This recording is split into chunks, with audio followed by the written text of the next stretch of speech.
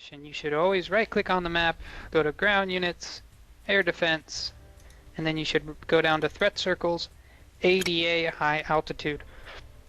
The reason you do that is it immediately lets you know where the threats are. Now these in tactical engagements, you'll be able to see every single SAM. It's stupid. You can't hide SAMs. There's no fog of war. Campaigns, there is fog of war, and some SAMs will be hidden. The way that they will show up is if you have a J-Star nearby, if you have a friendly aircraft nearby that spotted the SAM, then you can then you'll see it in the UI map. But just be advised that you will not always see the SAM. Particularly SA-10s are very good to be hidden because they're up there in the north. Some people can go into the order of battle and start looking for air defense battalions and seeing if there's something that they missed.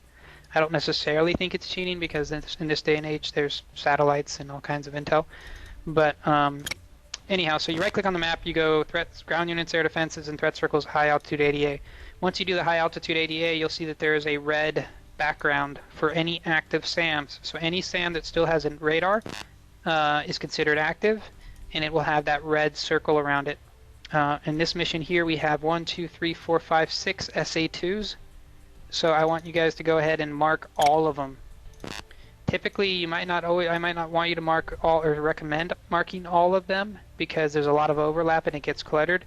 But that's kind of the idea with this mission. I'm going to show you how to remove the threat circles once you're in the pit. Once an SA-2 is down, we're going to remove the threat circle in flight, and we'll go to the next SAM, we'll take it down, then we'll remove that threat circle. So we'll know which ones are up based on the actual threat circles. Any questions about showing the threat ADA high altitude stuff? So when you come in, you always right click on the map, show ground units, air defense, and then right click on the map, threat circles, click on ADA high altitude, and that will always show you which SAMs are active SAMs, meaning they still have a radar. So if you ever look at an SA-2 and you see that it has a bunch of SA-2s but it doesn't have a Fansong B, that SAM is no threat to you at all because it requires a Fansong B to shoot at you. So only the SAMs that have a red circle like that, once you've actually selected threat circles, ADA high altitude, are actual active SAMs.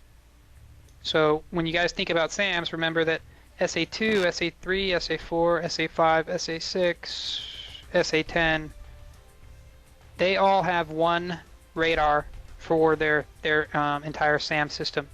So the SA-2 is Fansong B, SA-3 low below, SA-4 low track or something, long track something.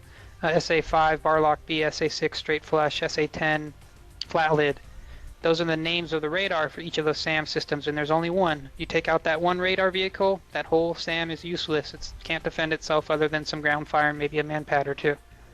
Whereas the SA-11, SA-17, for example, those two SAMs, each individual SAM launcher, each missile launcher vehicle, they're mobile too, which is even more of a bitch, has a radar in it. So if I lob a harm at that SA-11 battalion, I might take out the one vehicle. Harms aren't really that effective against it, but I might take one out. But there's still 5 more that can shoot at me. So it's good to get familiar with which SAMs have which radars, as well as getting familiar with, when you come into the screen here, kind of getting an idea of what's active and what's not active. A lot of times in flight, I hear guys saying, "Oh my God, SA-15 spiked to my right, SA-13 spiked to my right," and we're at 30,000 feet. That always kind of makes me giggle because that SAM has a 12,000 foot ceiling. It's not a factor at all. It's primarily an IR SAM, a manpad, but it's just a manpad on steroids. They're definitely deadly as shit if you plan on striking in the area and you plan on getting below 15,000 feet for SA-15s or 12,000 feet for SA-13s. So they're not something to take lightly, but just make sure you know which ones are radar-guided SAMs and which ones are just manpads, those types of systems. The only ones that you really have to fear, by the way, SA-8, SA-13, SA-15. Those are the 3 IR SAM systems that are a bitch from the red side. From the Russian hardware. But they're all not radar-guided SAMs, which means that you have to be low and below 15,000 feet for them to hurt you. You can just stay above 15,000 feet and they can't touch you. Whereas SA-2, 3, 4, 5, 6, 7, 2, 3, 4, 5, 6, 10, 11, 17, those are all legitimate radar-guided SAMs, and you can get familiar with that in the TAC ref. One last thing I'll say is that SA-10s, they're nothing to be messed with. SA-10, you will not get a launch warning You might get a little chirp, chirp, chirp, chirp, just kind of a search chirp on your RWR by the SA-10, but you will not get a M flashing in your RWR letting you know that that bad boy's coming for you. So it's a particularly good idea to look out for SA-10s, and if there is one in the area, mark the threat steer point. And if you do get that little chirp with the little SA-10 chirp, assume it's shooting at you and go defensive.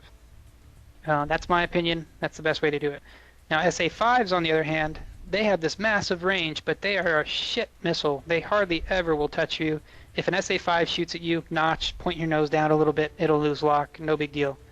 I find personally that the SA-2, 3s, 4s, 5s, and even the 6, turning your jammer on, notching, and by the way, notching, we know that means putting it on your 3 o'clock, 9 o'clock.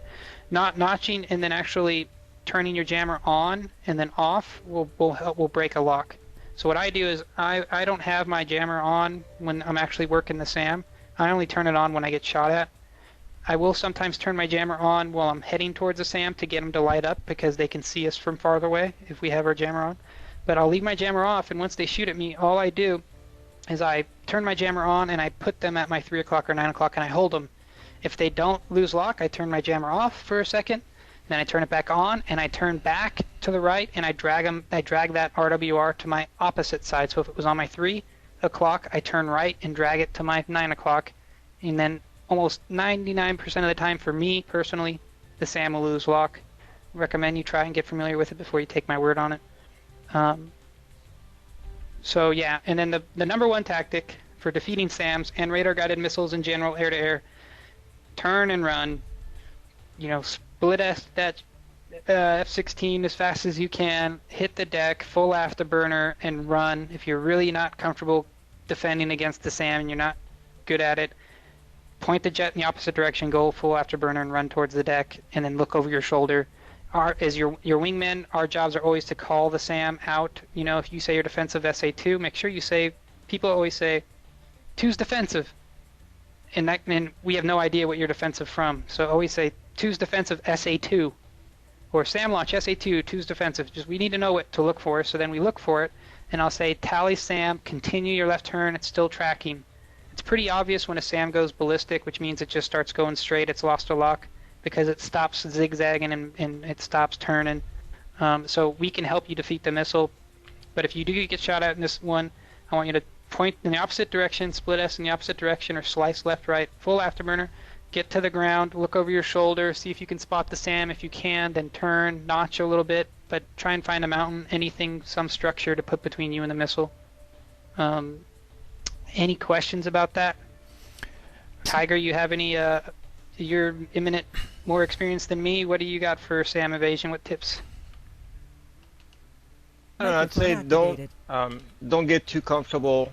Don't wait too long before you start defending until you start to get a good feel for what you can get away with and how much energy it's going to take you to separate from a SAM. Just react immediately. Treat it like it was a slammer being fired at you. You wouldn't wait and try to look or whatever. You know, respect the threat. Microphone muted. Great advice. Don't try and find it visually and then defend for it. Trust that your RWR is telling you the truth. Put the RWR spike at your 6 o'clock or however you're going to defend, and then look for it visually. So react, do your defensive maneuver, then look for it over your shoulder. But don't wait, like Tiger says. And then the other thing is that sometimes people get overconfident. Pay attention to what you're doing. And a perfect example is guys will, damn, the SA-2 is not lighting up. What the hell, man? So they get a little closer. That's still not lighting up. Now they're 260 knots over an SA-2 at 25,000 feet. And they're like, it's not lighting up. Well, SA-2 comes online and fires a SAM. They're up high, so that means they can't turn for shit. The air's thin. They're slow as shit, which means it's going to take them a while to get airspeed to start running away. And they don't have any airspeed to maneuver, to do G's, and to pull G or anything, so they're dead. So as soon as you're playing with a SAM, assume that it's going to shoot at you. Like Tiger said, if you respect the threat, assume it's going to shoot at you and be prepared for it. You can win almost every time. Some SAMs are easier than others. Like I said, SA-6, 11, and 17 are the biggest bitches in my opinion. SA-2s are the easiest, but just respect the threat. Be careful. Note that the threat circles in Falcon are not the actual distance of the missiles. The SA-2 cannot actually shoot you from that far away. I think the SA-2's actual engagement zone is, I'm not even going to try and say it. I'll look it up after. But the threat circle represents its range in terms of its radar finding you and paying attention to you and stuff like that. So it's not actually when it's going to hurt you. I know some other wings will actually edit the threat circle to be the exact distance of what the SAM's WEZ is, or weapon employment zone. But that's why, for example, what we'll do in this mission is at one point I'll have one of us will be dipping our nose into the threat circle. So I'll actually be inside the threat circle a few miles to keep the SAM lit up. And then the other guys, you guys will fly the arc of the SAM, which means just to fly the threat circle edge, because we want to keep that lit up. And that brings me to the last thing I'm going to discuss, which is when to shoot at SAMs. So, question. Go. Since we're going to be flying against SA-2, should we be programming the CMDS for bypass and just pickling, using single chaff and flare, or running with a full program? So I personally have 4 programs. I know the F-16 can have 6. I really hate people that use bypass because I think it's lazy and it's a waste of one or the other. Meaning, if somebody shoots an IR missile at you and you do bypass, you're wasting chaff. If somebody shoots a radar-guided missile at you and you do bypass, you're wasting flares. So you should have the program set up for the different types of threats. An SA-2 doesn't care about flares, so you should be dropping only chaff. And I would recommend that you have a program set up for that and be prepared to defend against that threat. So for example, for me, I have 4 programs, right? I have one that is a radar guided missile defense. I have program 2, which is I don't know. It's both chaff and flare. So it's if I don't know if I'm going to get jumped by MiGs or I'm going to get jumped by a radar guided missile, I just leave it on that program so that I can first pump whatever I need to with that program, and then I adjust on my stick to the next program for whatever the threat actually was. My program 3 is just flares. So if I know I'm in a merge or if I'm in a dogfight, I switch to that program. And then my last program is for low altitude attacks on ground targets, and that's flares as well, but it drops them out spaced out, so it's a preventative, I guess not preventative. Go. I was just going to add one thing. I was working on my EWS programs just before I decided I was going to fly with you guys. I have the same thing, 4 programs. The biggest thing you got to remember is that your countermeasures, if you leave them on automatic, are going to get depleted really, really quickly, and it's a valuable tool that you don't have a whole lot of amount to use. So if you go on a mission where you're going to be doing seed and then maybe some air-to-air, which is most likely what your regular mission is going to be in campaign, you want to be able to micromanage every release that you have. I have something similar to demo one, which is basically counter infrared, one which is against SAMs, one which is for low-level air-to-ground attack, and one which is just low ready reaction kind of program. Yep, and so if you like a bypass, I mean technically it's a good idea because like my program 3, it's 1 chaff. It's 2 chaff and 1 flare. So it's like the bypass program for me. It's the I don't know moment. So I always start on program 3, and whatever shoots at me, if something shoots at me, I hit that button right off the bat, and then I can adjust to another program. But if I'm going in for SAMs, then I go to program 1. If I'm going in for a dogfight, I go to program 4, or whatever the program is. So I don't recommend bypass. Long story short. Okay. There are 2 more programs that you can use, 2 programs, 5 and 6. All right, so what I was going to say, so the F-16, right, it's got that really expensive HTS, which for a while only the Block 50s and 52s could carry, but now they also were putting them on 40s and stuff like that. It's a really cool system because we can actually see where the SAMs are in terms of location, and we can see when they're active and when they're emitting. Okay, and when you look at SAMs like an SA-2, if it's yellow, look at it this way. Green means don't shoot. It's the opposite of a red light. Green means don't shoot. Yellow means shoot, and red means shoot. Flashing red means shoot too. Just green, don't shoot. That means it's not emitting. And a lot of times we get into arguments in flights because Tiger will say, for example, the SA2 is not emitting. And I'm like, yes, it is. It's effing shooting at me. How is it not emitting? Bullshit. But it's true because Tiger's jet has its own HTS. It's a sensor. The SAM, his sensor might not be picking up that threat. It might not be painting Tiger in any way, shape, or form, or it's just not picking it up. So it is possible that it can be emitting for me and not for Tiger. He could be turning and it could be blocking. It doesn't matter. Whatever it is, it might not be emitting. So when you shoot a harm, it has to be emitting for you, for your jet, meaning red or yellow.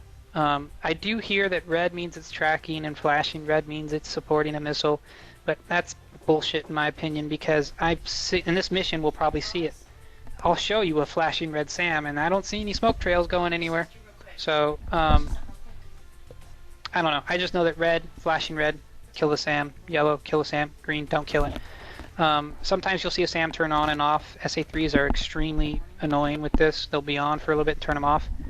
So what we'll do is we like to have one guy tickle the SAM, you know, keep the SAM thinking that it needs to be on to track somebody that's within its range. And then that person will just keep the SAM lit while the other guy shoots at it. Like I said too, I find that turning your jammer on kind of has the opposite effect. It attracts SAMs to you versus keeping them from paying attention to you. So yeah, like I said, yellow shoot, red shoot, green no shoot.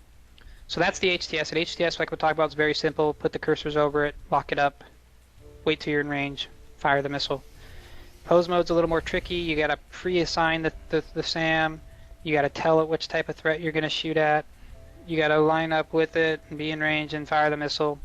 Pose mode's great because you can actually know when the SAM's expected to hit.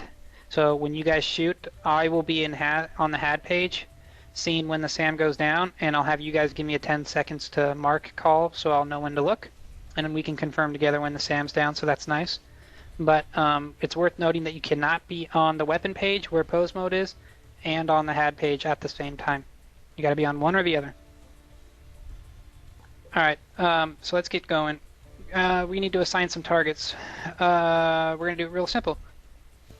Redbeard, you have steer point 4. Assign the bar lock B.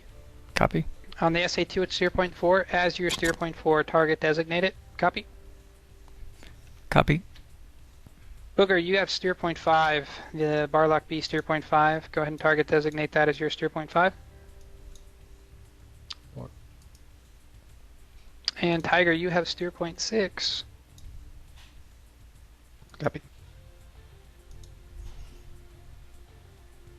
The last line of SA3s to the south, we're going to actually go after those guys with the HTS on the HAD page.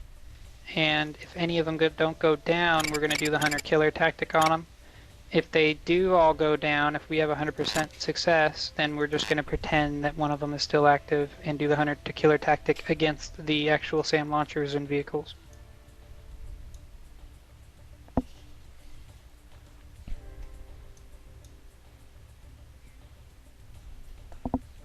And I will be the backup and target designate. So as a reminder, when we do the mark pass, that will assign at 72. Is that correct? When you target designate, you mean? One of us is, I think. Oh, yeah. Yeah, so when I send you a mark point, it'll come in as 71. So you'll see data, and then you'll see mark point 71 for the first mark point I send you. Then the second one is 72, 73, 74, and it starts over. When you create mark points, it's 26 through 30. When you receive them, it's 71 through 75.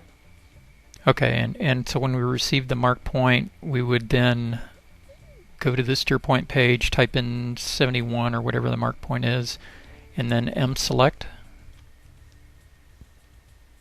No. So when you receive a mark point, you have to manually enter it in. You got to go to your steer point page, 4 on the ICP, enter in 71 and hit enter, and make it your currently selected steer point.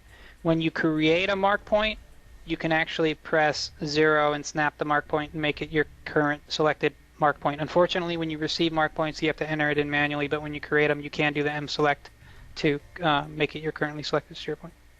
Okay, copy. All right, when you're done with that, let me know and set your radios to uniform 1-5, backup 6, Victor 1, all that stuff. Four's ready. Beyond Victor 1, backup 6, uniform 1-5 for tower, switching to 1-7 when airborne. And we're going to just set a bingo, and we'll set that bingo at 3,000 pounds. 3 ready. No joker. Copy 3, copy 4. 2 ready.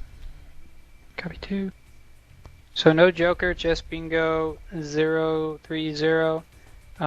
Yardstick will be 70 Yankee, and we will. We do a box pattern on the runway, just so that 3 and 4 can expedite the rejoin to push. We'll still hold the separation that you want. Yep. Okay. All right. Falcon ready. Check. 2's ready. 3. 4. Host committing ramp. Go ahead and commit. Hear anybody?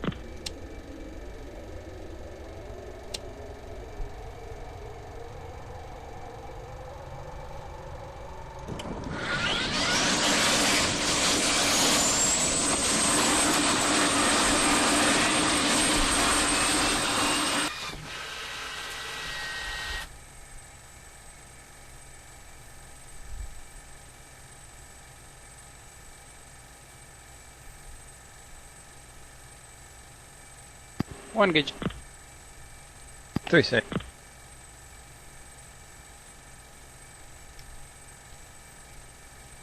Four's good shot.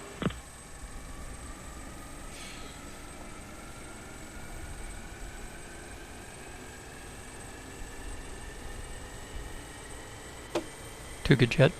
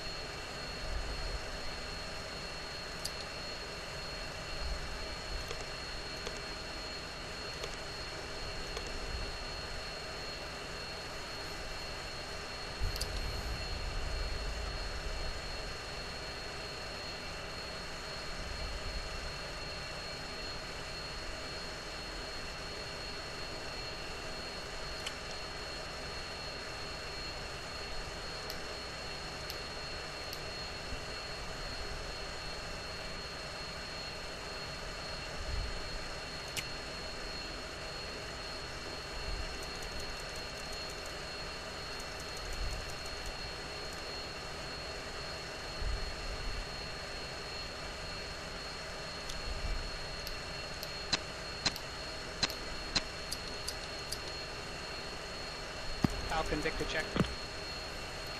2 Victor 1. 3.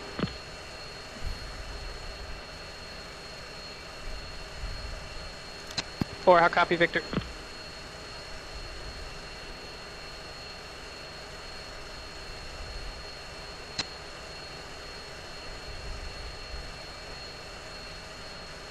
Four, how copy Victor? 4, 1 in the line on uniform, how copy?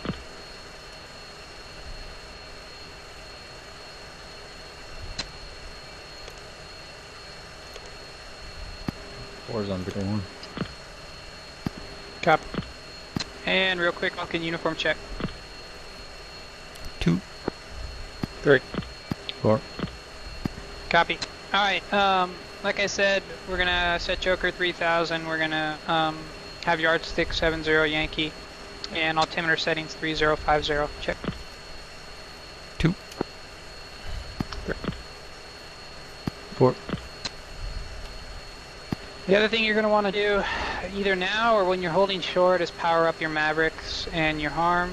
You go to air to ground mode, SMS page, and there's a button there on the right, OSB 7, it says power off. You click once to power on, then you change it to the other AGM, and you do the same thing.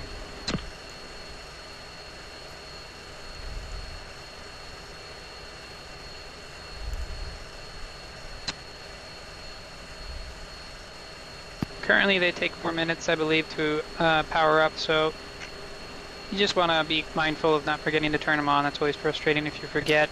In the next version of BMS, actually, they'll only be powered on for 1 hour, or I think actually they'll power on for 30 minutes, and then they will be powered off for an entire hour before you can power on again, like real life. So you have to be a lot more mindful about when you turn them on in the next version. And with that, one's ready. 2's lined ready. 3's good to go. 4, 45 seconds left on FCR.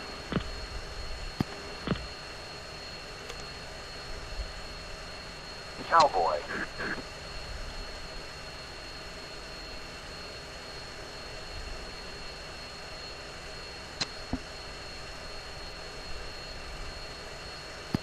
Did you forget the air source 4 and get the heat warning and then have to recycle your bit test? Negative. Copy. What caused the delay? Me.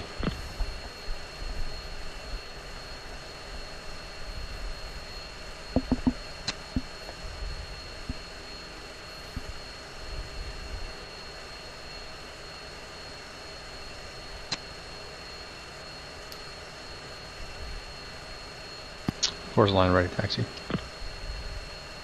Copy. Falcon. Your final checks confirm INS nav, air source norm, engine feed norm, and you're on DMD for your data link. Standby words. Check chalk. Cowboy.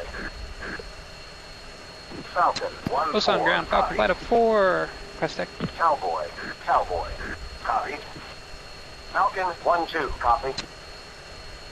Falcon 1-1. Taxi and hold runway 09er. One's taxi. Hold short. Falcon 1-1. Ready for departure.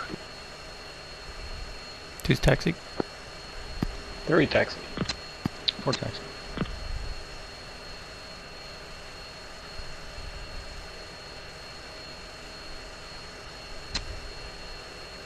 Three good yardstick.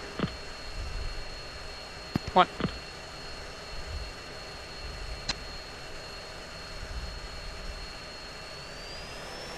This is number 1, taxiing first. 2 should be behind me.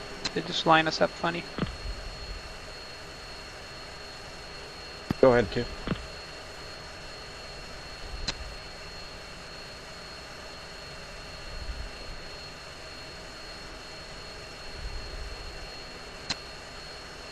Three rolling.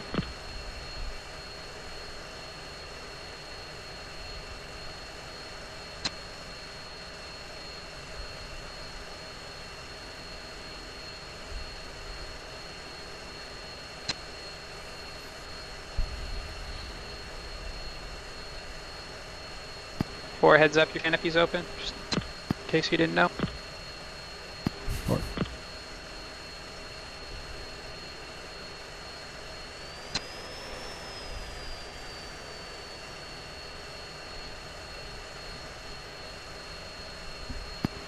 And there's a guy that's making a mod for Osan. I don't know if you guys saw it in the forum, to make it more realistic layout to the real deal. And then the real deal layout, the ramp is actually next to the runway, and these weird triangle taxiways, diamond taxiways, are actually behind the ramp. So I'm looking forward to not having to go through this maze. Nice. Does that mean we lose the backup runway as well? Well, no, this is Osan. It doesn't have backup runway. It just has the biggest runway in the game, though. Oh, never mind. I thought you were talking about Queenside. No, you know what I'm talking about? If you go in satellite view, the diamond-shaped runway, or taxiway. Yep.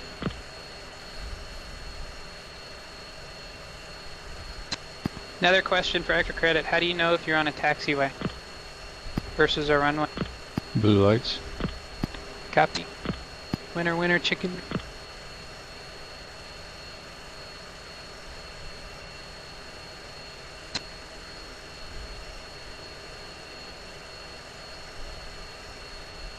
Two, pop quiz for you. When can you do a no interval formation takeoff? When can't you do a formation takeoff? No interval. When you're carrying air to ground stores. Correct. And weather conditions. copy that. One more condition. Talking about runway. Runway width.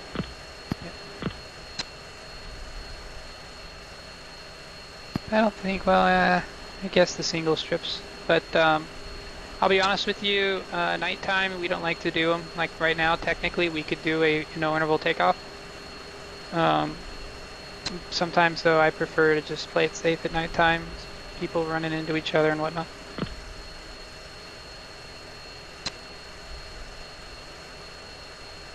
So for the 2-ship 5-second interval, is that 5-second interval between lead and number 2 or between the elements?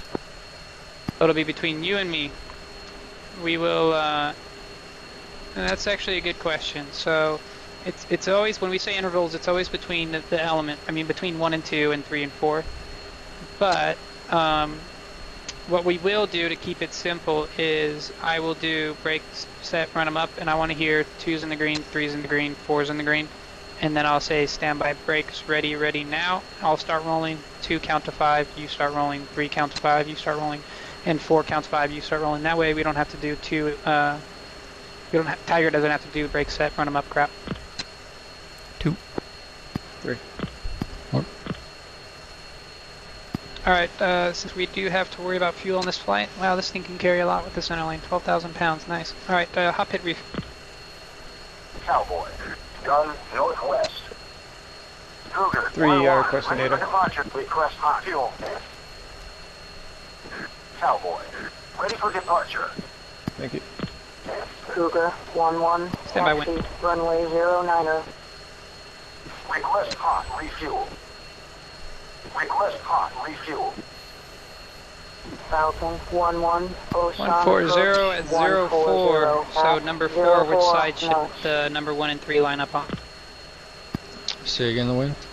140 at 04 knots.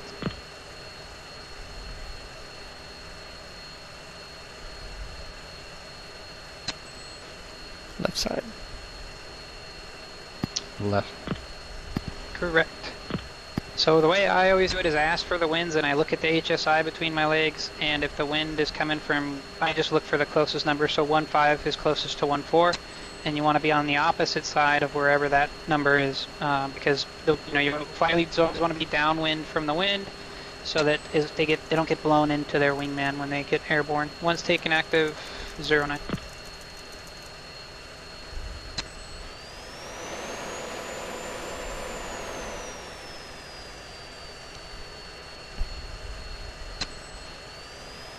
We're going to do a box formation like Tiger suggested. We're not going to do, you could do an echelon, this one's big enough, but again, box formation. Please take inactive. 2's taken active.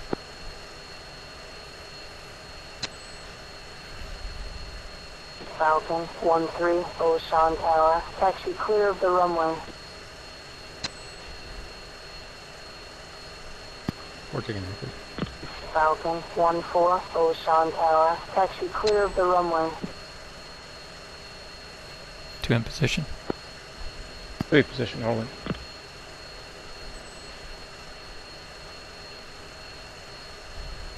One position set.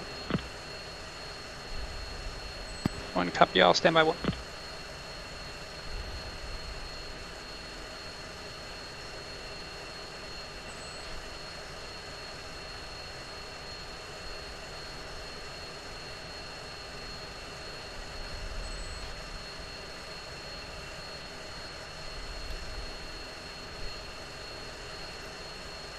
Alright, Falcon, break, set, run them up. 2. 3. 4. Standby brakes, ready now.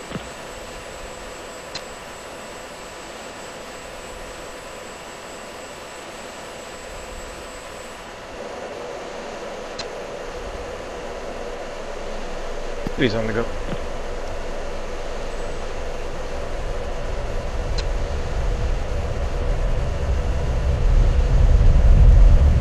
Falcon 1. Ocean Tower. Okay, your gear. Navigation. Falcon 1-2. Ocean Osan Tower. Two's airborne, Taxi clear visual. of the runway. Two's Falcon airborne. 1 Osan Tower. Resume on navigation. Falcon 1-3 Osan Tower. Taxi clear of the runway. What was it, 1-0? One, copy all. One, Falcon reference Osan 2, Tower. push Resume on 17, navigation. uniform 17. Falcon 1-4 Osan Tower. Taxi clear of the runway.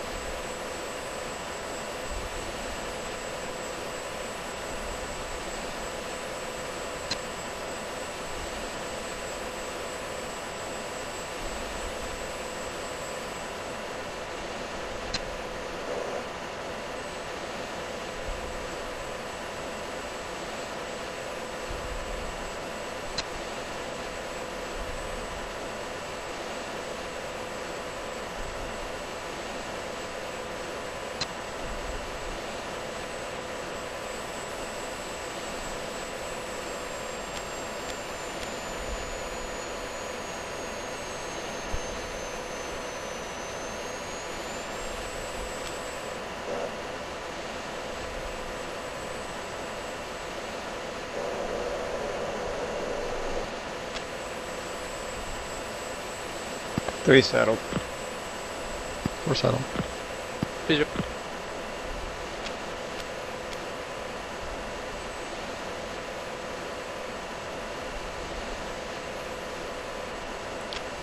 Two, 1. Go 2. What's the difference between saddled and calling in position? Same thing.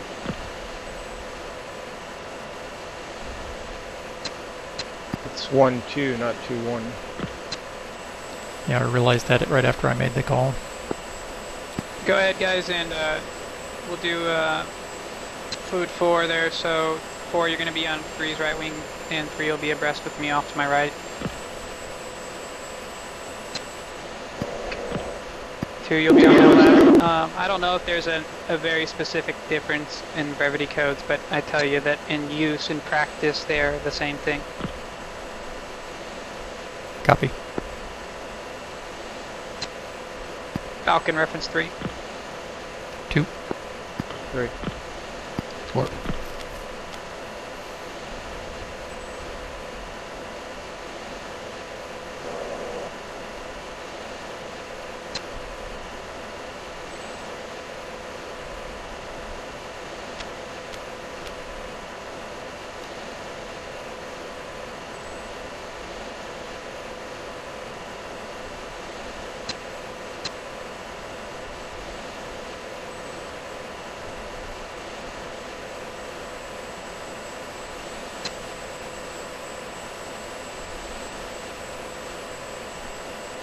You guys really making this little turn on purpose, or you're on autopilot? I'm making it slow on purpose. I was down, my head down, looking at a chart on my knee pads. Okay. We're a little acute. We'll do split S's here. I mean, S turns. Copy. One's holding 350, 5 up.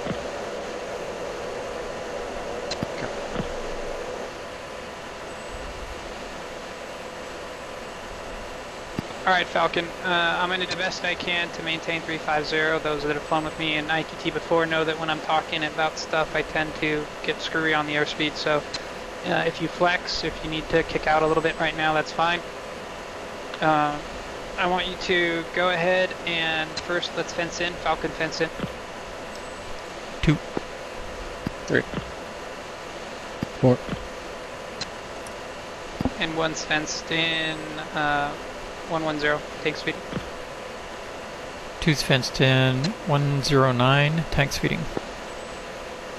3's fence, 110, thanks feeding. 4's fenced, 106 feeding. Copy. Again, one's 330, 5 up for 30. Gonna kind of do my best to stay 5 up, but I'll point my nose down a little bit so that I don't get buster and you guys can keep up.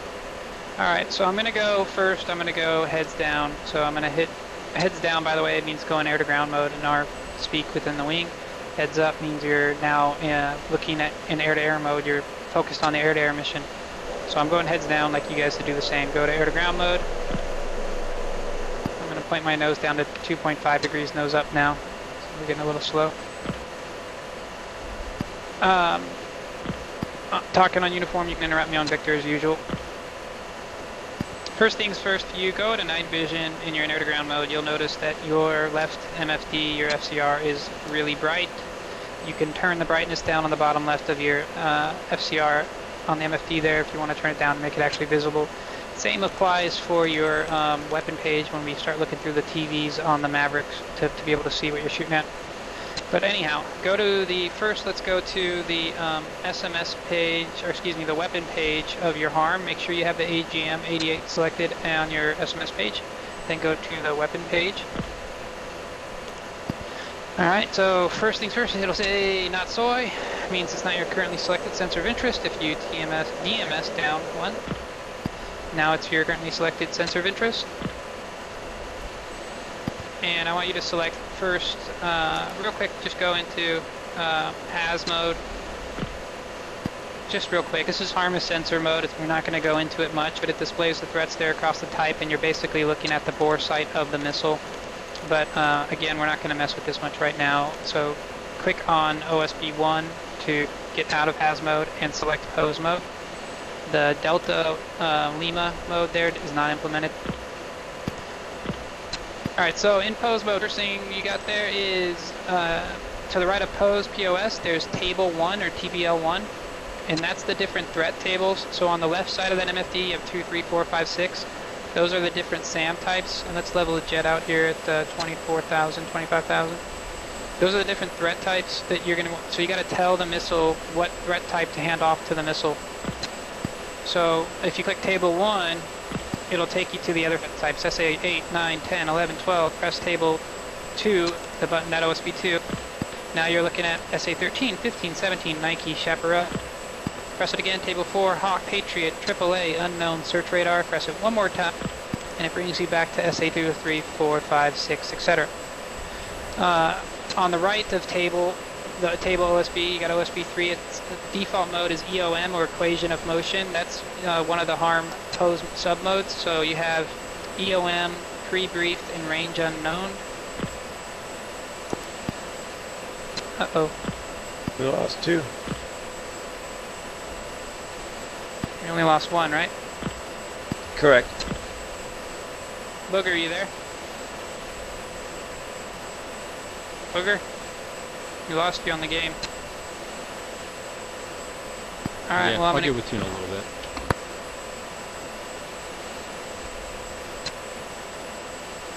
Alright, so you have on the right side there, you got that line across the weapon page. The bottom displays the currently selected steer point that you have. Let's go ahead and click on the SA2.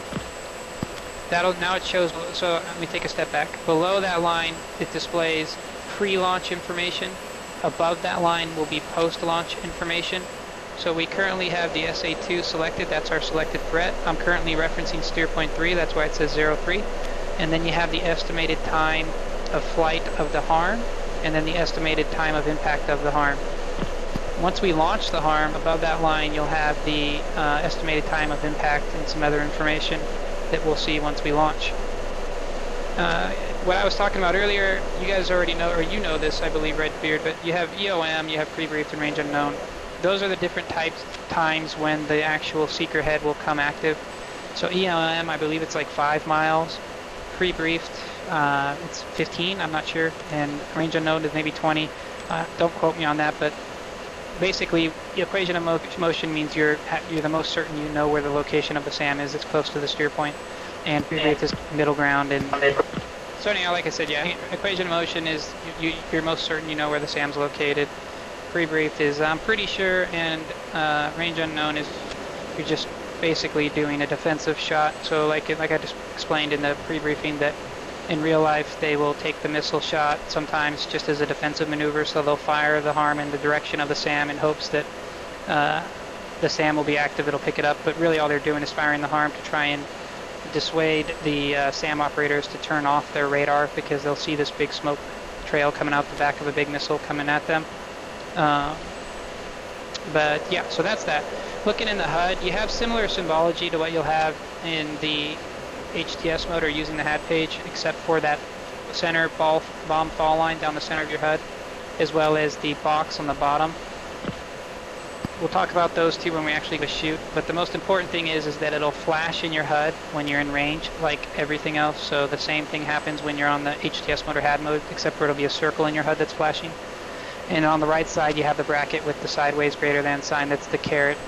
As soon as that sideways greater than sign is inside that bracket at all, at the very top of it, you're in range. You're just at max range. And usually you want to try and get as best PK as you can, which is to bring it down further in the bracket. You don't want to bring it all the way down to the bottom down there, because then you start going to risking that the missile's going to miss. But, you know, I would say in the 75% range to 50% range is really high PK. But really the way I use it is it depends on the threat and the situation. So if I have time, I'll continue to ingress on the SAM, and I'll actually fire probably just short of the threat circle, and then continue to fly into the threat circle a little bit to keep the SAM lit up, emitting. But if it's, you know, if you got to go defend yourself air to air or something like that, you can take the shot at max range, and there will be a pretty good chance that it will hit that SAM. Okay, let's go ahead and kick out to the right. Get your eyes back out of the cockpit, and let's come right to 040. 2. 1's wings level at about 30,000 buster per minute. Let's pick up some airspeed. Alright, so we're going to switch this up a little bit. I'll take Booger's target. He had number 0.5, right? Yeah. Correct.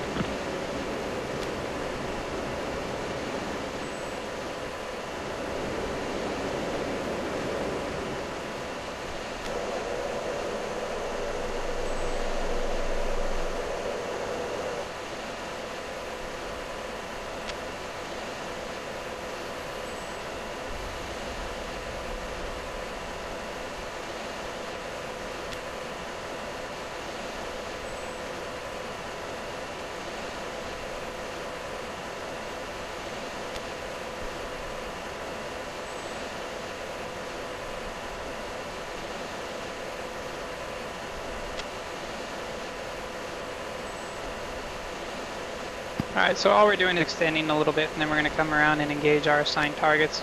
You're going to go first, Redbeard. Copy.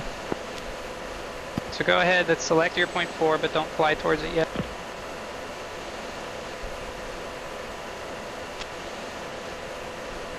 Ready? Okay, so let's go to our weapon page. So make sure you have make sure that your weapon page is your sensor of interest. You have the SA2 selected, you have steer point 4 selected, and go ahead and let's hook left. You're cleared in on your target. Tiger, you're cleared in on yours. Copy. 1's coming left. 2's going left. What we're going to do too is that you're going to shoot at it, and I'm going to keep it lit up. After you take your shot, I want you to fly the arc of your threat circle to the north, and I'll let me know when it's 10 seconds to impact. Can't see. Oh, should I switch HSD on the left MFD? Yeah, or you just wait till you take the shot, then switch to your HSD. Whatever you're more comfortable with. Copy.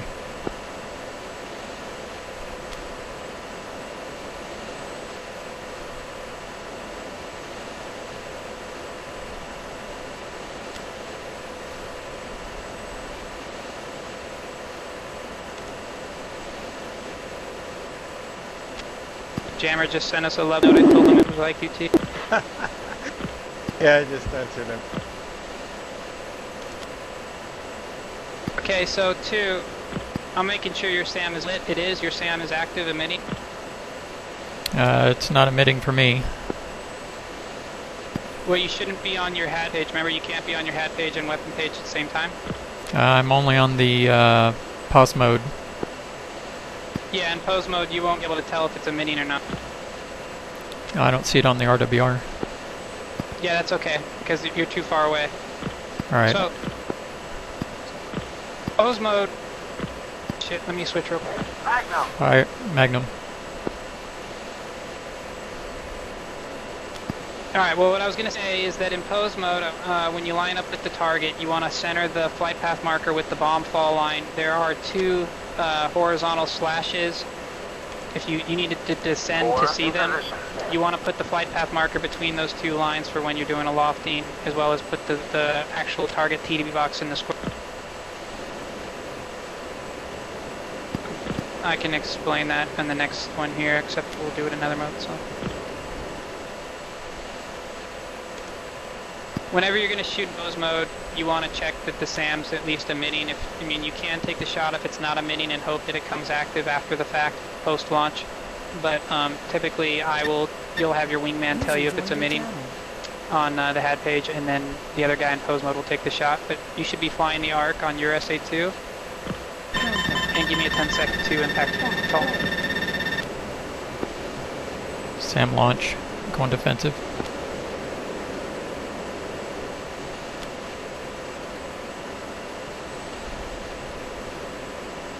SAM launch, defensive SA2? Defensive SA2.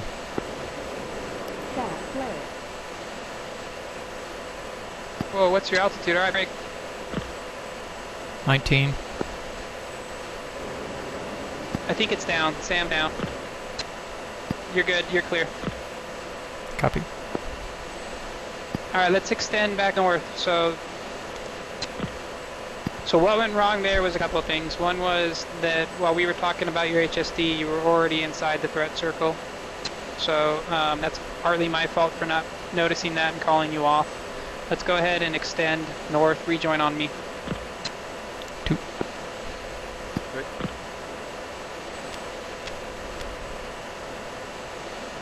Not you, Tiger. You're clear to take your SAM. You're kind of on your own right now. Copy with it.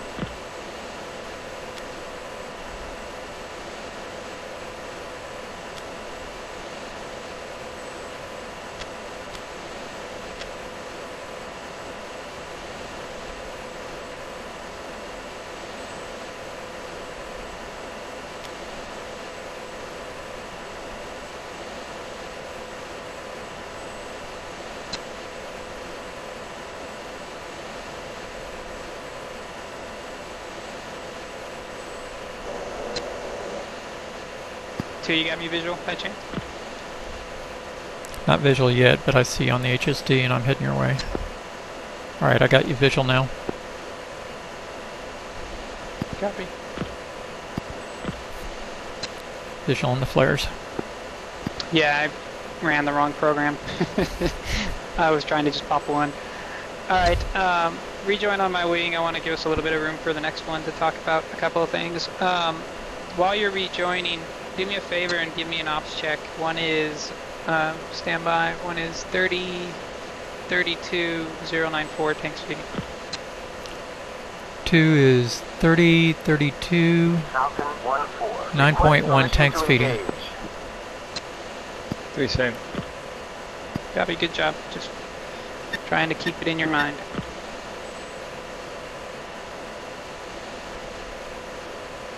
Okay, one's real slow, 275 for 300, 29,000 holding.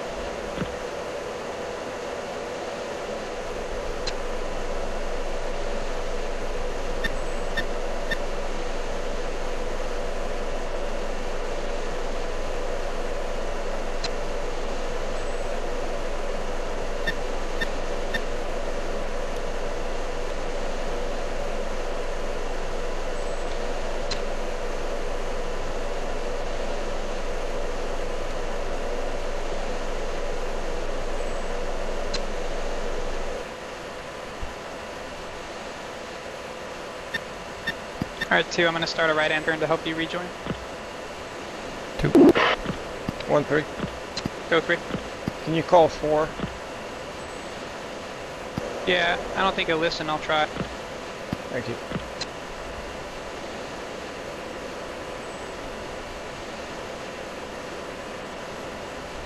Falcon 1-3. Rejoin formation.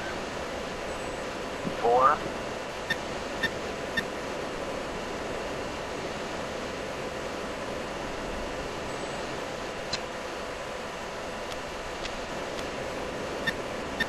You were so calm on that defensive SAM launch, I was like, I didn't know if you were serious.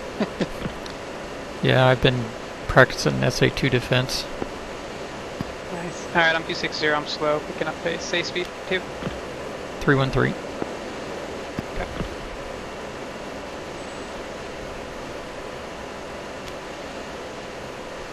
Alright, just for practice on this one, I want you to select steer point 5, and when we get our nose pointed at it, I want you to go again back into the weapon page in pose mode. You're not going to shoot, confirm? Confirm. Okay, we're just going to talk about the HUD symbology for pose mode one more time, and then I'm going to pass you a SAM to shoot. And by pass you a SAM, I'm going to talk you onto a SAM. I can't send you a mark point via the HAD page or anything like that.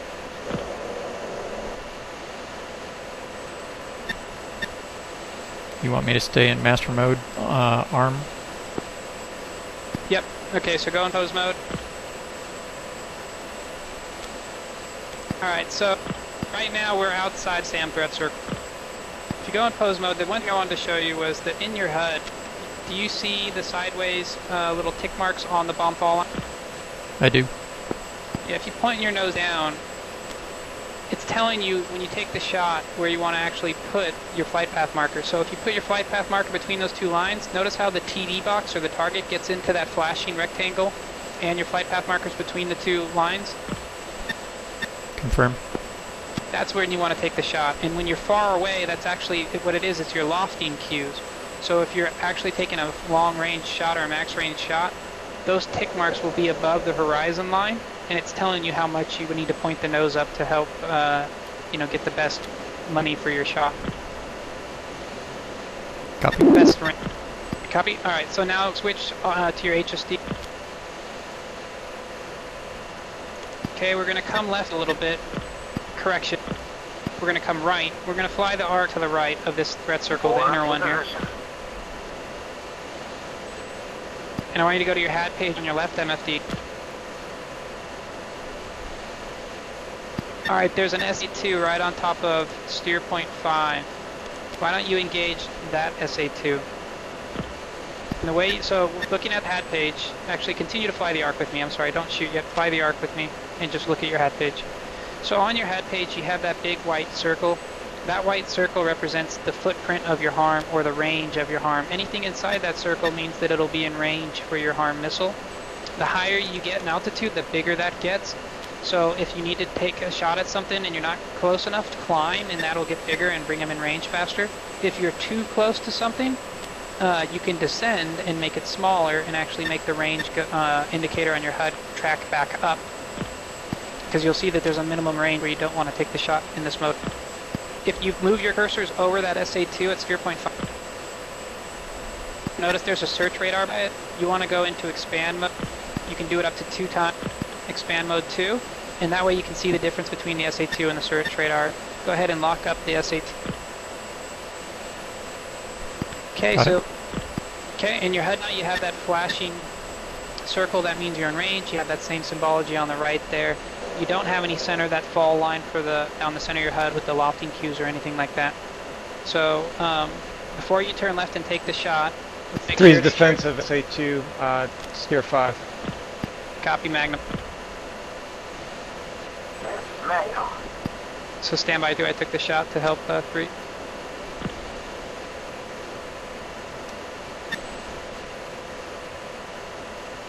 One's looking for the missile. Tally, it's tracking. I'm westbound descendant. Tally. 2, go ahead and put your nose towards the SA2s, not the one at 5, but any of the other SA2s at 5, take the shot. 2. Make sure it's a midi. Tiger, I'm naked on the SAM, I can't see it this far away. Copy, I'm tracking. I don't think it was SAM we shot at. Copy. Am I clear to use my spare harm on that one? Yeah, you have a jammer too. Magnum. Yeah, copy that. Magnum. Copy, which one did you take Magnum shot on to? Closest one in the line of 3. Copy, so not the one on my path, the northernmost on the line of 3. Okay, 2, hook right, rejoin on 1. 2. Next thing we're going to do you know how to remove threat circles off your HSD? Negative. Okay, it's pretty easy. You just make your HSD your sensor of interest, and then you move the cursor on top of the SA2 where it says actually SA2 in the center. And then you TMS down to get rid of the thread circle. TMS up brings it back, TMS down takes it away. So you can do that now for the steer points 4 and 5.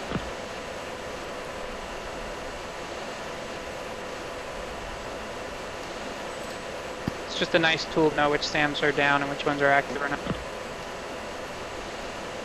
Copy, good kill free.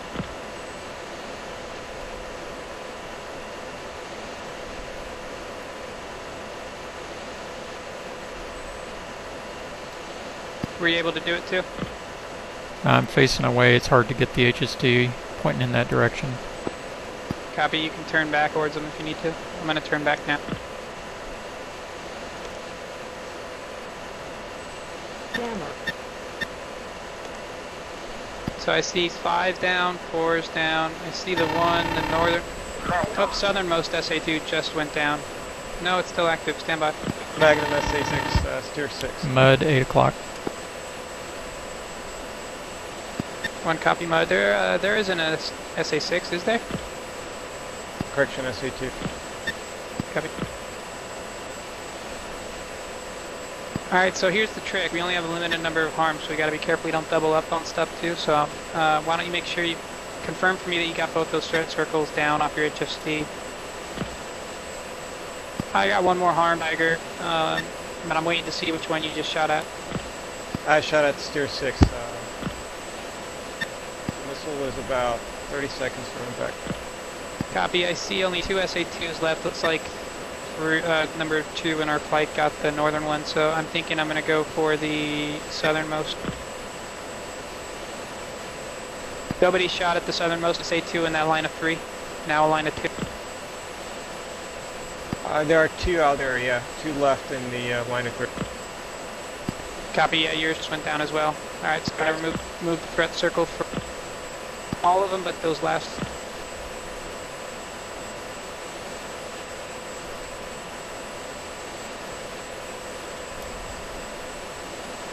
So now I only have 2 threat circles left.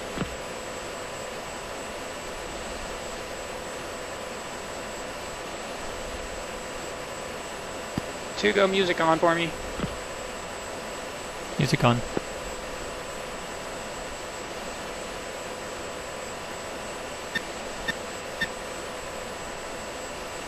Magnum SA2, southernmost.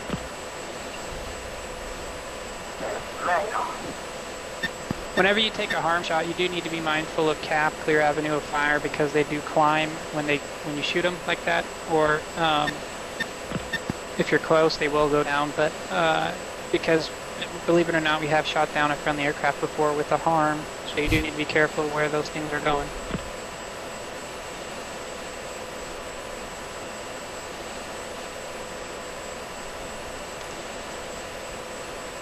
Three, say weapon. 1 harm, 2 Mavericks. Fuel state, right 1. Copy. Alright, hold outside the arc there. For the final SA2, I want to try the hunter-killer tactic, and you're going to be killer the first time, and you can have your harm as backup. Great. So I'm going to head in for mine. Why don't you just hold the arc on whatever side opposite of me. 2, I want you to hold outside the threat circle for the southernmost SA2. 2. That launches northern SA2 out of the group of 3. Copy, that's the only one I didn't engage. You can shoot at it. I don't have to if you want to keep it alive. No, there's multiple and you're awfully close. Copy, will do.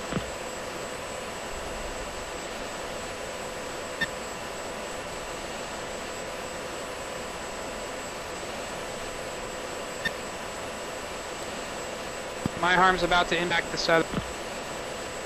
Copy. Got 2 launches on me, defending. 3 launchers. Gonna slap a mark point on.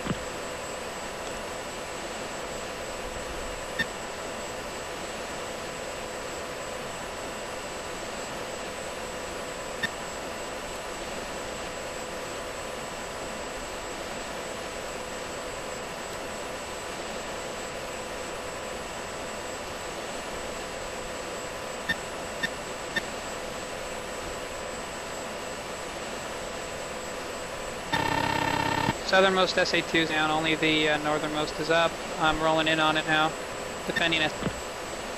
Copy, I'm clear. Yep.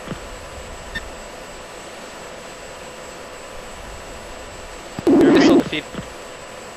Copy that. Taking the shot on that SA2. Copy, if any of you, if you're able to see the SAM launch and put a mark point on it. Yep. Disregard my last. I got a mark point on another.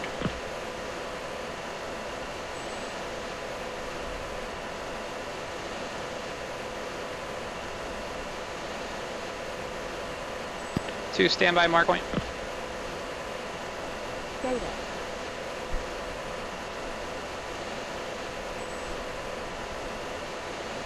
Mark point received and is set. Data link just went down.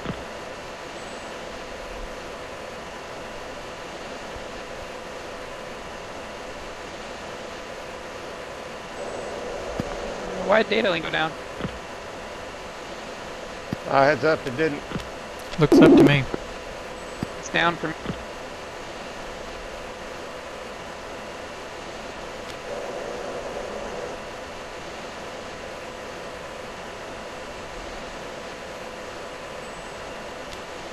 Weird.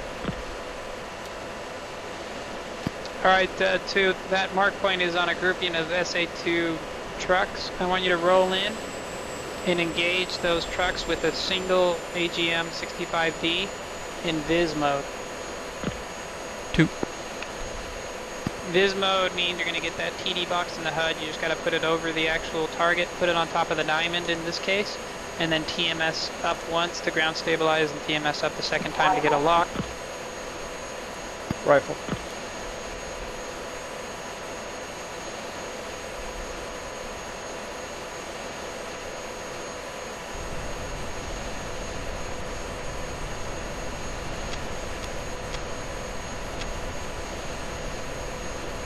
You want any of the trucks? Affirmative.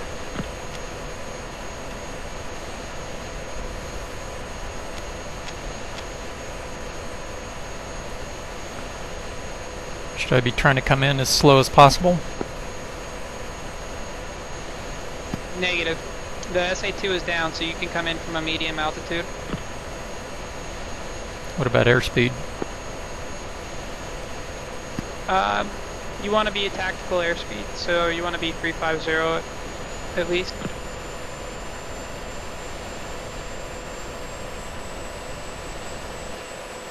This is weird, I don't have guys on data link, I don't know why. Do you want to switch to host data? As soon as I sent you guys that mark point, You want me to pickle 1? affirmative, a single one in Viz mode. Altitude.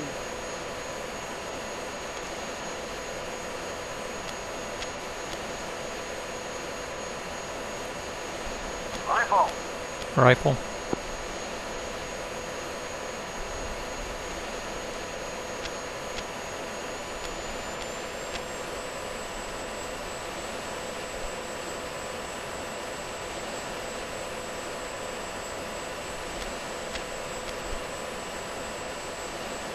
Gas flare. Climbing out to the north. Copy, tally your rifle.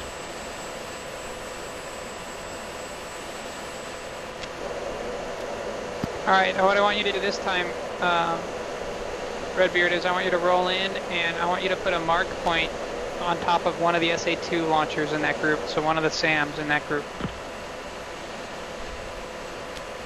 Copy. And then send it to me.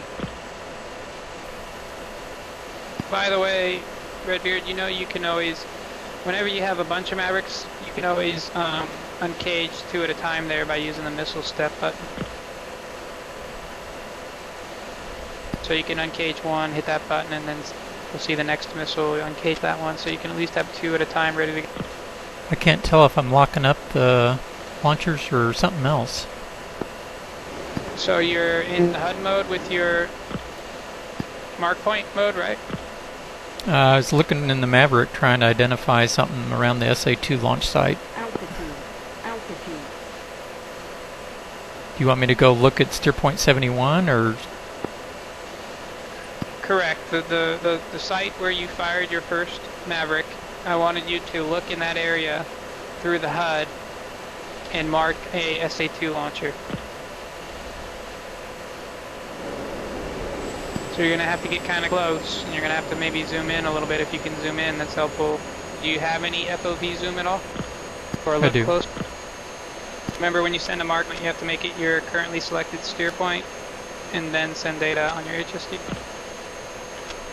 Alright, copy that. I'll have to try that again.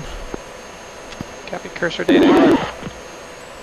When you create a mark point, you always want to create the mark point, TMS up, 1 ground stabilized, TMS up again, won't get shot at. TMS up second time to create mark point, and then you press the M select on your ICP to select that mark point as your currently selected steer point. Then you just DMS down, make your HSD center of interest, and then you comms right to send the data. The FCR has to be in air-to-air to do that? No. So when you send it, does it send to everybody, or do I have to select who to send it to? It sends it to everybody. If you have the XMT selected as 1-0, which you do, or 2-0 in our case, it'll send it to everybody 2-1 through 2-4. You can send it to one person at a time if you want by entering 2-1, 2-2, or 2-3, whatever, but it'll send it to all of us. But no, when you create a mark point, if you want to create a mark point in HUD mode, you have to be in nav. But you can send a mark point in any mode.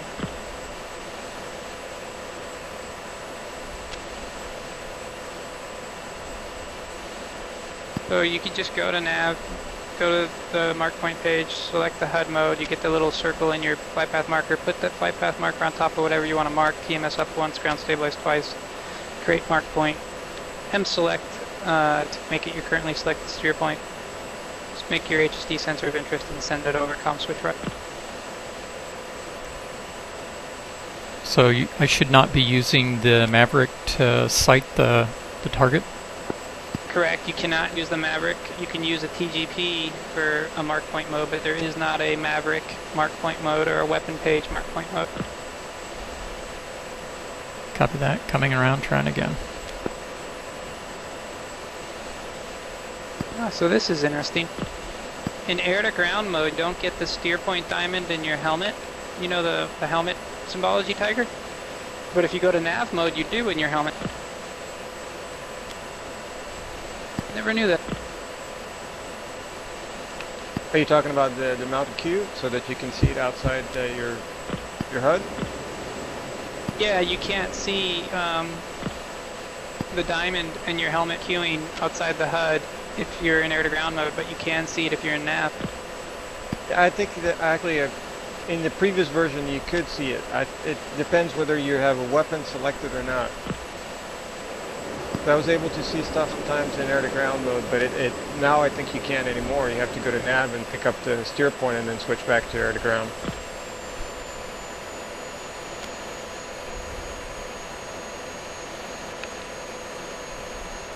Altitude. Altitude.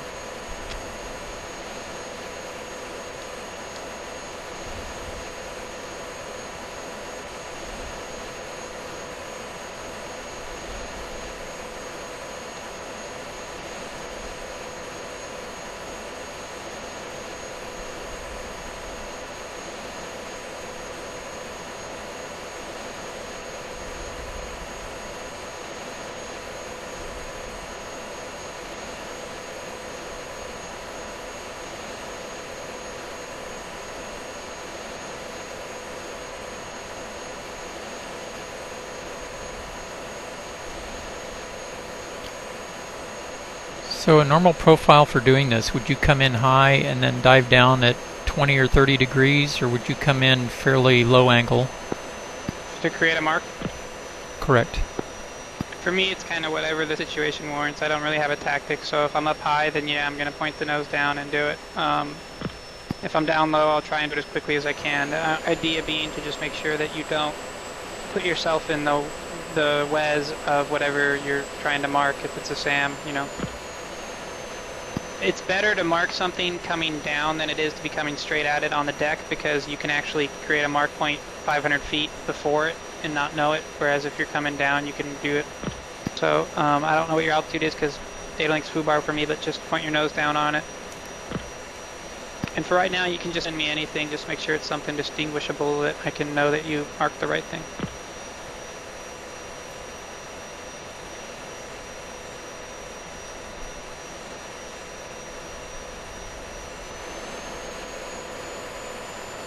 Sentry 1-1, money strike.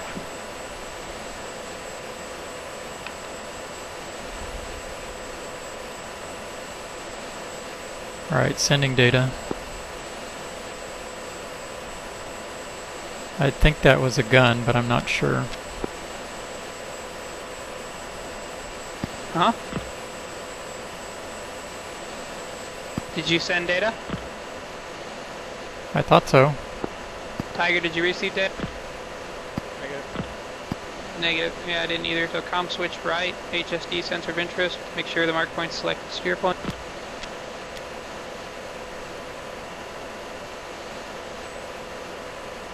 Got it. Mark point 71. Alright, what was it? Just some traffic fields out here. Altitude. Altitude. Are you close to any of the SAMs to shoot at? Yeah, Are they're you just south of me. Are you out there by your mark point? Yes. I'm going to turn around. I can try the SAM areas again. Alright, I'm going to send you a mark point. It's going to be a launcher. I want you to take note of what a SA2 launcher looks at. Fire your last Maverick at it, and then rejoin on one. 2.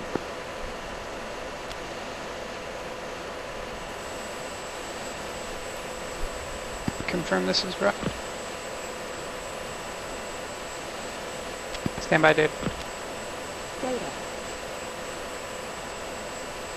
74 received. Copy. Shoot that in whatever mode you want. Pre is slave to your radar.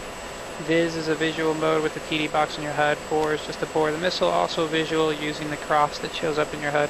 In either case, you have to TMS up once to ground stabilize, TMS up twice to actually get the lock. Make sure you get the lock. You'll know you have the lock when you have that sideways bracket in your head with the greater than caret going down it. It'll stick to it. That's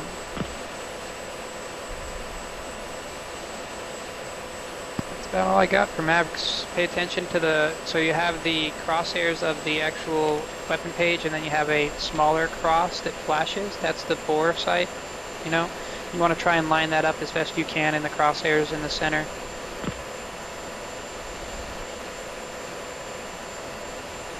Tiger, you want to rejoin on me, or what do you? I'm just messing around. Actually, don't know where you're at. I got good tack hand, but no data, so I was kind of going back and forth between 6 and 7. Oh, copy. You're welcome to do whatever you want. After he makes this shot, we're gonna start him home. Copy that. Can you go DMD for a minute? I'm on DMD now. Okay, disregard. I just got data back, which is weird, but I'm gonna transmit for a second. Stand by.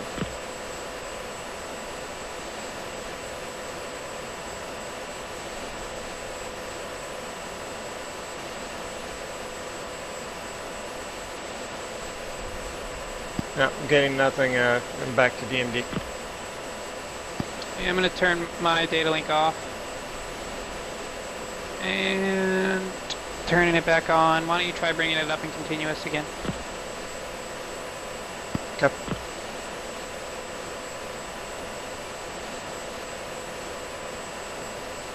There we go. There we go. Got you guys. What is up with the flight model of this Block 60? What do you 52 notice? plus? It's sluggish and it gets stupid, and asymmetrical is really not its thing. Yeah, I do notice it's sluggish. It's kind of a bomb wagon. AOA gets pegged real easily.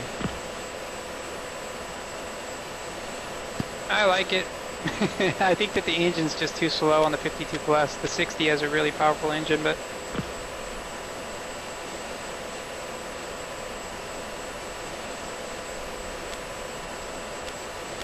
I installed pilot leg, just the legs with knee boards. It's pretty cool. You can export the weapon delivery planner data cards to your knee boards. I saw that. I almost thought about installing the pilot, but I don't know what. I forgot to grab the file. I had a quick question for you about the missile mod. On the pilot thing, I recommend the legs, but you do have to be able to lean around them to see the chaff flare and the ejection seat. But I don't like the torso. I like just the legs because I never see the torso. I only see the legs. But when you do have the torso installed and you look over your right shoulder, you see a headless torso, and that always drove immersion out the window for me. So I just like the legs. I don't notice not having a torso. But what about the missile mod? What missile mod? The dogfight one. Is it possible to set it up so that it actually makes a sound when the MSI goes through your frame? No, because all I did is I did that, and by the way, good hit too, nice job, rejoin on one, one's right hand for 12,000 over that target. 2. It's just the hit chances, or the damage values are 0, so they go through you, but they don't make a sound. The only way we could do that is if we tried to use invulnerability, you'd hear yourself getting hit. But invulnerable is kind of a hit or miss for me. Sometimes it works it always works for the clients, but sometimes it didn't work for the host. But you can see when an AIM-9 hits you, no matter what. The guy shooting it sees it, and the guy that, you'll see it come through your pit. But the AIM-120, I notice, they're kind of set up to not always hit you, but to blow up right next to you. So I don't know. But short answer, no. Yep. Alright, one's referencing steer point 8, 12,000, 350 knots, climbing.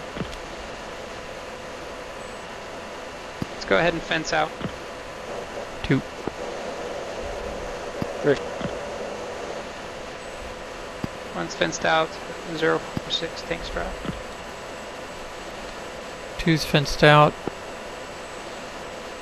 4.6, tanks drive. 3 same. You can get rid of your harm if you want on something, Tiger, for the landing your call. Oh, I did. Yeah, I did. Yep.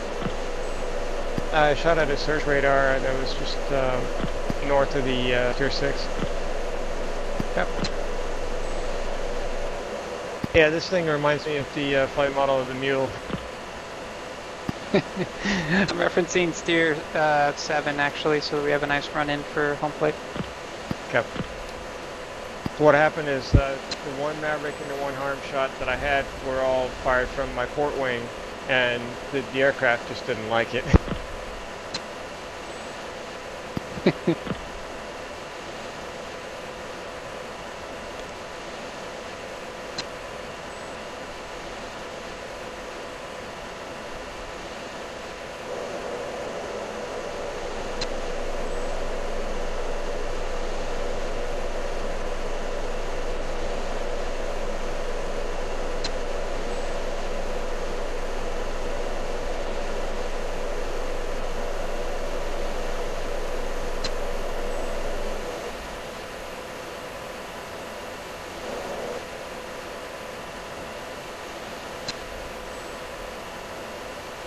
Why don't you guys try and rejoin, and we'll try a 3-ship landing. It's a really big runway.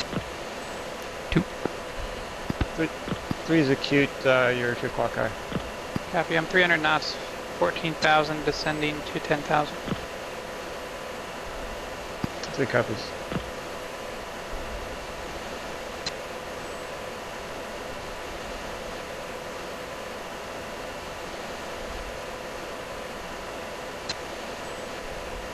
I don't like how in this model, when I look over my shoulder, I don't see the external fuel tanks like you used to see in OF. Meaning the, you don't see the spine tank. CFT. Yeah.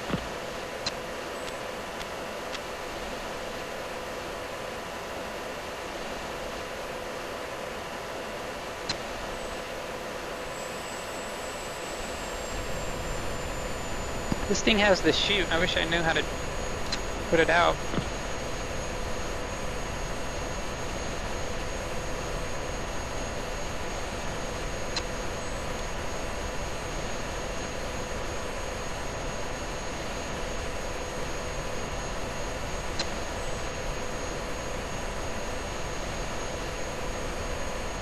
Going left or right? Gonna make a left turn for final. I meant echelon. For landing. No, go Vic. Alright, But really tight. We'll just do a 3-shift landing with 3 on my right, 2 on my left.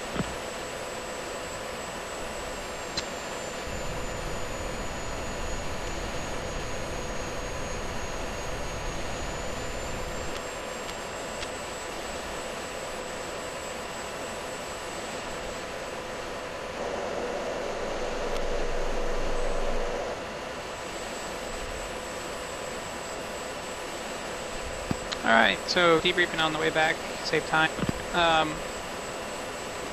Always appreciate, Redbeard, you as a student, you're always open to hearing the way we do things, so up front just want to say that.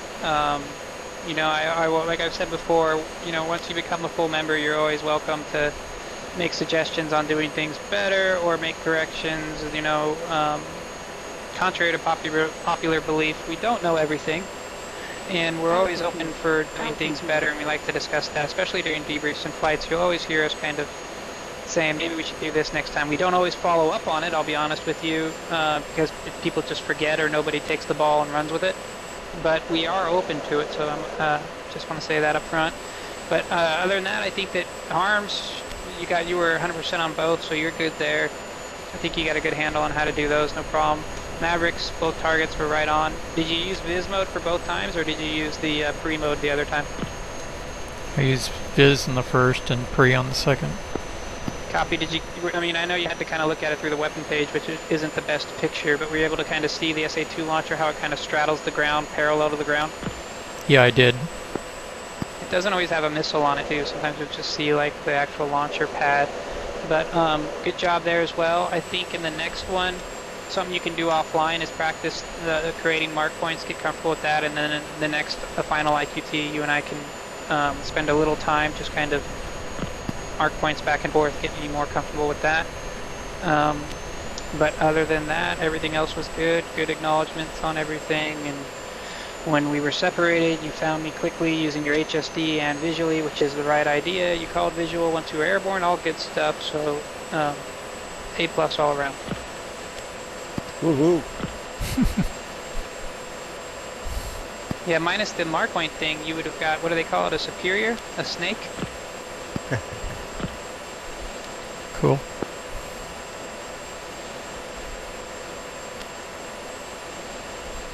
I see that big runway off my 10.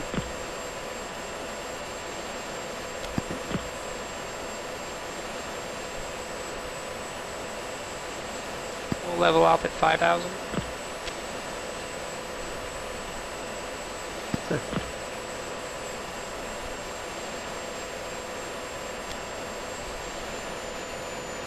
Just out of curiosity, what is the ILS for Osan?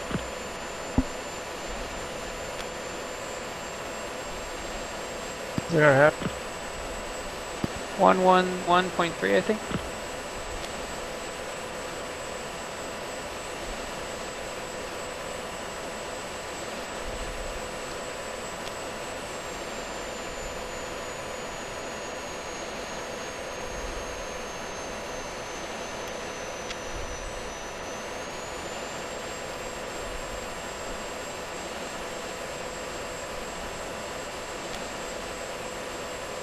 Nine 4X right.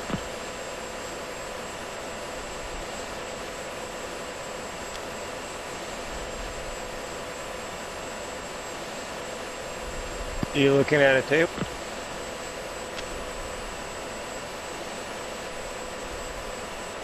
I was looking at a chart, but it's hard to read right now, so I'm just seeing if this was right.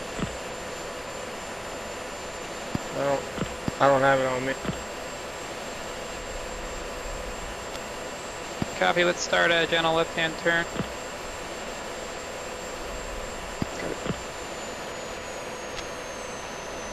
With me too. 2. Right. Slowing 300 knots. Referencing 8, 20 miles.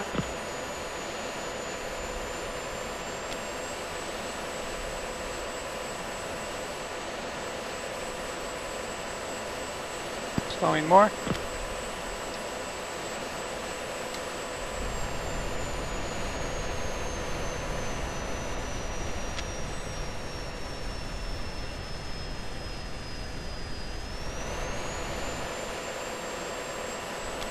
And more.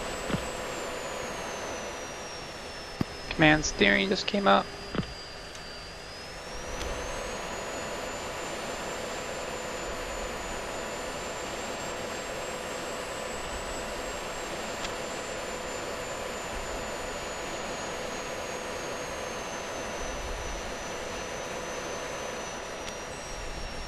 She does not want to slow down. A little more.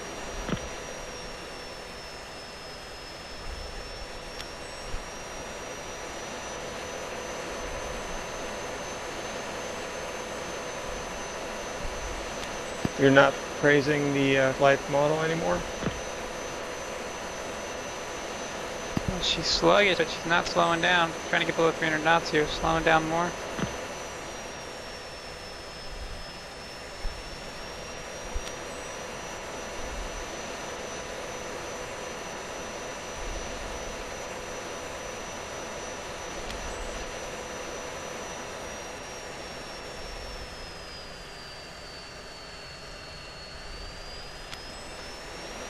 Just fly my wing. 2. Okay. I'll get you there. 280 and slowing.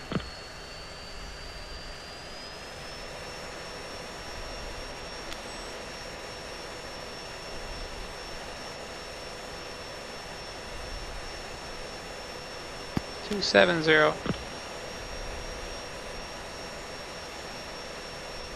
Starting a turn.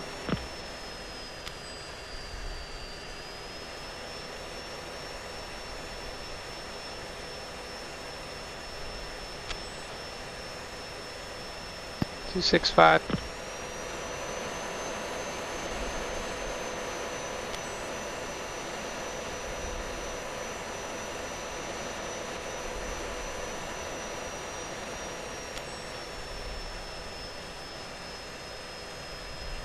Two 60. 8 mile final, throttling back. Standby gear, ready, gear.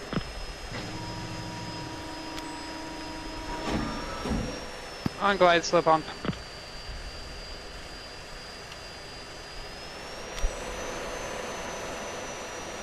Two 30.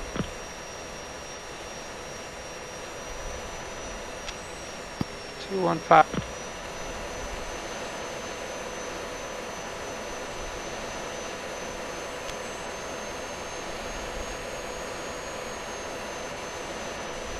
Holding 200.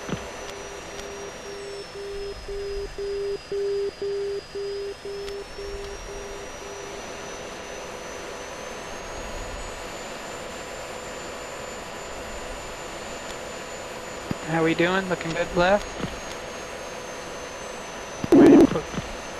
Closing up 3. Sure. Cadet's smoking. I'm smoking? I said the cadet's smoking you, man. He's right on my. I know, but he's gonna be landing right next to me. What's the trouble? No, it's a really big one right. Trust me, you can land on the right side and you can land on the left side, both parallel. Alright. It's 2 football fields. Holding 194. Offset a little bit, so I'm gonna lean right a little bit. Calling back. We got, it says 141 at 0 knots, but I feel like I'm crooked. Throttling back some more.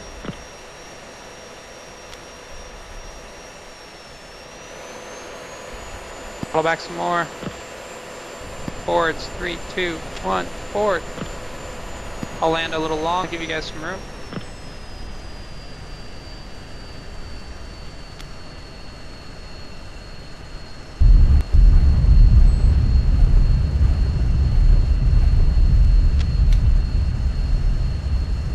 How'd you do back there?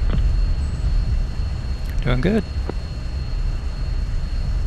Alright. Take.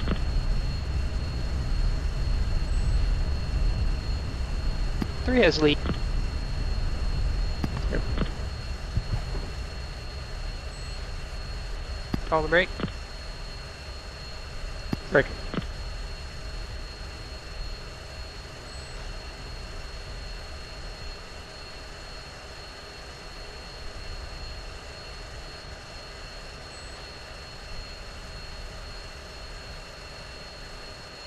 He's clearing Bravo, I'll be on the left. Copy, I'm at your 6, clear. Okay. Very nice, very nice. I couldn't see anything once we were about to touch down, but before touchdown 2 was right there. 3, you close up in time? Yep. Did you fraps? No. I know Redbeard did, alright? I did. Nice. Nice. Flight as a whole, we had some moments that might not want to put on there, but that landing was pretty sweet.